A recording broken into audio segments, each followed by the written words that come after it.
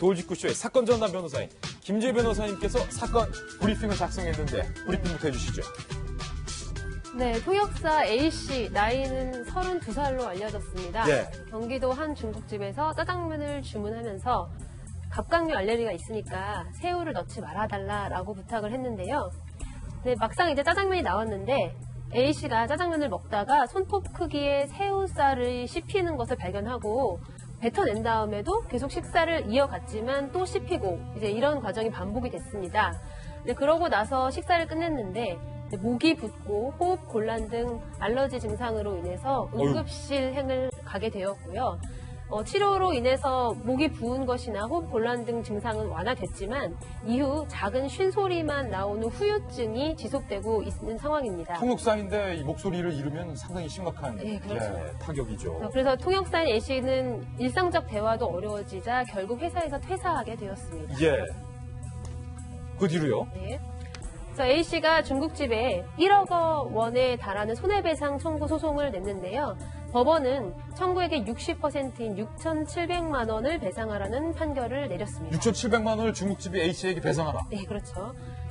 판결 내용을 보면 중국집은 A씨에게 갑각류 알레르기가 있다는 사실을 미리 듣고 각별히 주의해야 할 의무가 있음에도 음식을 제공한 만큼 피해를 배상할 책임이 있다라고 하면서 중국집의 배상 책임을 인정했고, 그리고 A씨는 처음 새우를 발견하고도 식사를 이어갔는데 그로 인해 증상이 악화된 것으로 보여 중국집의 책임을 제한하는 것이 타당하다라고 해서 100% 아닌 60%만 인정을 했습니다. 그렇군요. 야, 이 새우살 때문에 중국집이 6,700만 원을 배상했는데 한 가지 정정하면 A씨가 그림자가 여자. 얼핏 보기엔 남성인 것처럼 보이지만 네네. 이게 우리가 성고정관념이에요. A씨는 여성이다라는 사실 말씀드리고 여성인데 숏컷이다. 뭐 그런 건데 김 변호사님 이 사건. 네. 손해배상 소송에서 이제 일반인들이 좀 가장 이해하기 어려운 부분이 사람이 죽었을 때보다 오히려 이제 크게 다치거나 노동 능력을 상실했을 때 훨씬 손해배상액이 좀 크게 나옵니다. 예. 예, 지금 이 통역사분 같은 경우에는 연령대가 어리고 그리고 또 그 노동 능력 상실률이 좀 굉장히 심한 것으로 보입니다. 통역사한테 목소리니까 그렇죠. 치명적인 예. 거죠. 그 본인의 직업에 이제 합당한 그런 그러니까 능력이 신체적 능력이 만약에 이 사건으로 인해서 저하가 되게 되면 노동 능력 상실률이 굉장히 높아지게 되는데요. 이제 거기에다가 이분이 그 정년까지 일할 수 있는 그런 연한, 예. 가동 연한 등을 고려해가지고 총 손해배상액을 산정하게 되는데 저분 같은 경우에는 아직 일할 기간도 많이 남아있고 노동능력 상실률도 상당히 높은 것으로 봐서 배상액이 6,700만 원 정도에 이르렀고 또 저게 이제 이미 책임 제한도 된 상황이잖아요. 손해배상 책임 발생했을 때는 이제 가해자와 피해자가 서로 과실 비율을 측정을 해가지고 손해배상을 나누게 되어 있습니다. 근데 이제 저 부분에 대해서는 새우 조각이 들어있는 것을 알고도 이제 계속 먹은 본인의 책임도 인정을 해서 40% 책임 제한을 해서 60%에 해당하는 6,700만 원으로 이제 총 배상액이 책정된 것으로 보입니다. 그렇군요. 그러니까 새우를 처음에 발견했을 때 먹지 않았더라면 7천만 원 100%를 손해배상을 받을 수 있었는데 7천만이 아니고 1억이 넘었겠죠. 다. 네, 1억이 넘었겠죠. 뭐 어마어마한 금액인데 정성희 의원님 문득 궁금한 게 있는데 환경 전문 하셨으니까 뭐 사건의 본질과는 상관없는데 갑각류 알레르기 이게 뭡니까?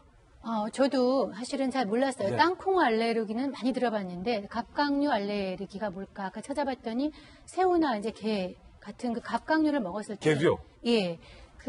특히 날것으로 먹었을 때 아주 심하다는데 아주 입주위가 붓고 알레르기 증세가 이제 심하게 나타나는 그런 사례들이 많다고 하는데 꽤 많이 있답니다.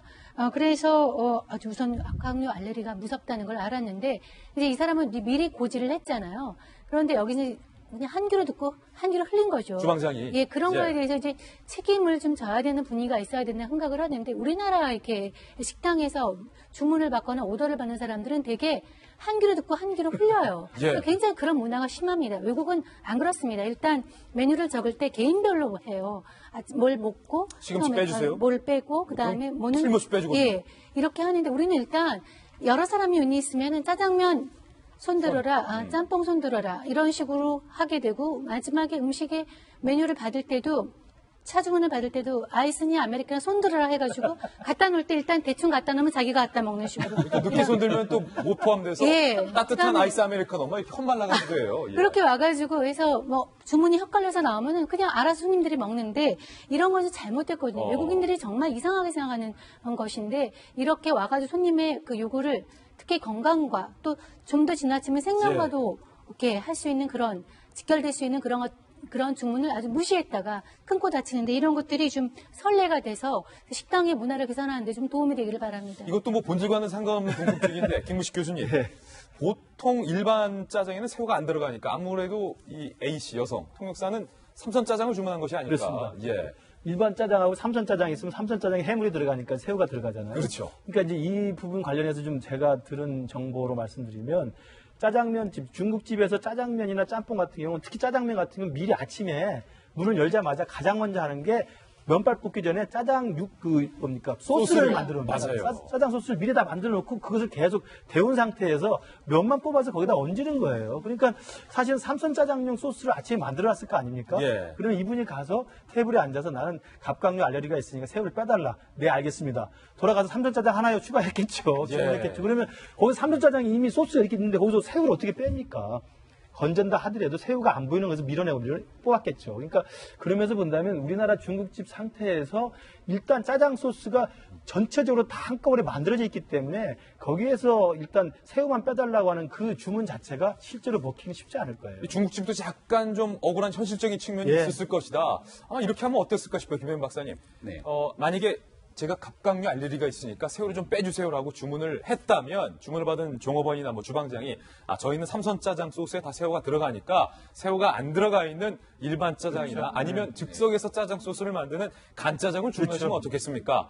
라고 안내만 했다면 7천만 원 배상 안 할 수도 있었죠. 그렇죠. 이렇게까지 원래는 1억 원 정도가 넘는 배상인데 그나마 이제 피해를 당한 사람이 제대로 이제 주의 의무를 좀 소홀히 했기 때문에 결국은 이 감경이 된 것 아니겠습니까? 말 그대로 저도 이제 그 중국집 입장에서는 굉장히 좀 억울할 수도 있겠다는 생각이 어찌 보면 드는데요. 종업원이 제대로 전달을 안 했을 수도 있는 거고 여기에 대해서 이 정도로 엄청난 피해를 입을 거라고 사실 상상이 좀 어려운 부분들이 있는 거지 않습니까? 뭐 앞으로 이번 사건을 통해서 뭐 앞으로 있는 뭐 음식점도 마찬가지겠지만 이런 알러지를 갖고 있는 분들도 음식을 주문하는 과정에서 보다 좀 적극적으로 얘기를 할 필요가 있겠다라는 생각이 들어요. 예, 두 번째 사건 라인업. 새우 한 마리 때문에 7천만 원을 배상했던 중국집의 안타까운 사연. 이 통역사분이 빨리 목소리를 회복하고 좀 건강을 다시 찾기를 바라보겠습니다. 진심으로 바라보겠습니다.